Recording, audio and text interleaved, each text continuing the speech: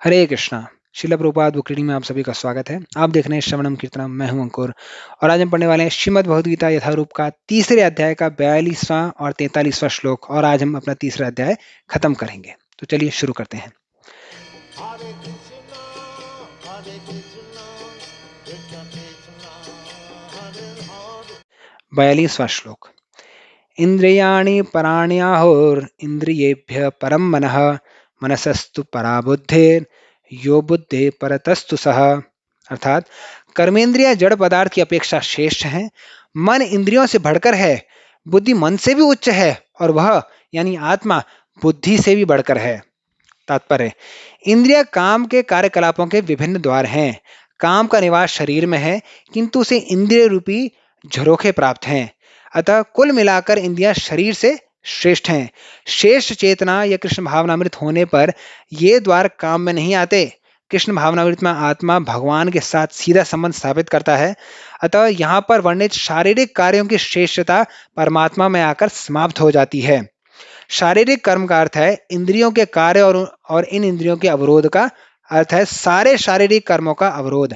लेकिन चूंकि मन सक्रिय रहता है, अतः शरीर के मौन तथा स्थिर रहने पर भी मन कार्य करता रहता है। यथा स्वप्न के समय मन कार्यशील रहता है, किंतु मन के ऊपर भी बुद्धि की संकल्प शक्ति होती है और बुद्धि के भी ऊपर स्वयं आत्मा है। अतः यदि आत्मा प्रत्यक्ष रूप में परमात्मा में रत रहे तो अन्य सारे अधीनस्थ यानी बुद्धि, मन तथा इंद्रियां स्वतः रत हो जाएंगे। कठोपनिषद में एक ऐसा ही अंश है जिसमें कहा गया है कि इंद्रिय विषय इंद्रियों से श्रेष्ठ हैं और मन इंद्रिय विषयों से श्रेष्ठ है। अतः यदि मन भगवान की सेवा में निरंतर लगा रहता है तो इन इंद्रियों के अन्यत्र रत होने की संभावना नहीं रह जाती। इस मनोवृत्ति की विवेचना की जा चुकी है। परम दृष्ट्वा निवर्तते।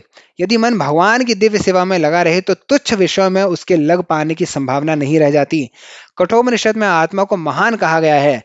अतः आत्मा इंद्रिय विषयों, इंद्रियों, मन तथा बुद्धि इन सब के ऊपर है। अतः सारी समस्या का हल यह है कि आत्मा के स्वरूप को प्रत्यक्ष समझा जाए। मनुष्य को चाहिए कि बुद्धि के द्वारा आत्मा की स्वाभाविक स्थिति को ढूंढे और फिर मन को निरंतर कृष्ण भावनामृत में लगाए रखे। इससे सारी समस्या हल हो जाती है। सामान्यतः नवदीक्षित आध्यात्मवादी को इंद्रिय विषयों से दूर रहने की सलाह दी जाती है, किंतु इसके साथ साथ मनुष्य को अपनी बुद्धि का प्रयोग करके मन को सशक्त बनाना होता है। यदि कोई बुद्धिपूर्वक अपने मन को भगवान के शरणागत होकर कृष्ण भावनामृत में लगता है तो मन स्वतः सशक्त हो जाता है। और यद्यपि इंद्रियां सर्प के समान अत्यंत बलिष्ठ होती हैं, किंतु ऐसा करने पर वे दंतविहीन सर्पों के समान अशक्त हो जाएंगी। यद्यपि आत्मा बुद्धि, मन तथा इंद्रियों का भी स्वामी है, तो भी जब तक इसे कृष्ण की संगति द्वारा कृष्ण भावनामृत में सुदृढ़ नहीं कर लिया जाता, तब तक चलायमान मन के कारण नीचे गिरने की पूरी पूरी संभावना बनी रहती है। 43वां श्लोक।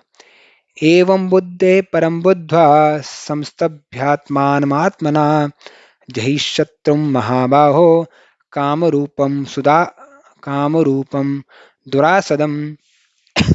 अर्थात इस प्रकार हे महाबाहु अर्जुन, अपने आप को भौतिक इंद्रियों, मन तथा बुद्धि से परे जानकर मन को सावधान आध्यात्मिक बुद्धि यानी कृष्ण भावना में से स्थिर करके आध्यात्मिक शक्ति द्वारा इस काम रूपी दुरेजय शत्रु को जीतो।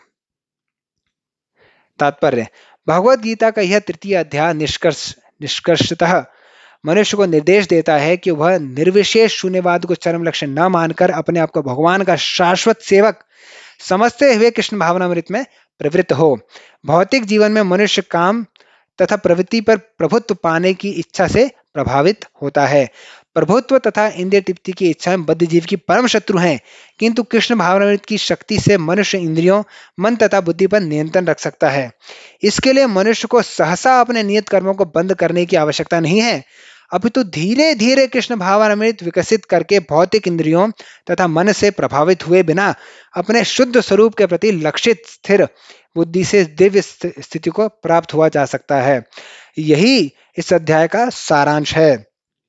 सांसारिक जीवन की अपरिपक्व अवस्था में दार्शनिक चिंतन तथा यौगिक आसनों के अभ्यास से इंद्रियों को वश में करने के कृत्रिम प्रयासों से आध्यात्मिक जीवन प्राप्त करने में सहायता नहीं मिलती।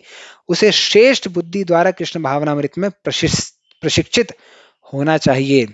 इस प्रकार भगवत गीता के तृतीय अध्याय कर्मयोग का भक्ति वेदांत तात्पर्य पूर्ण हुआ। हरे कृष्णा। कृपया वीडियो को लाइक करें, शेयर करें। आपके कोई प्रश्न हो तो कमेंट बॉक्स में पूछिए। चैनल को सब्सक्राइब कीजिए और पूरी भगवत गीता सुनने के लिए प्लेलिस्ट में जाएं। हरे कृष्णा।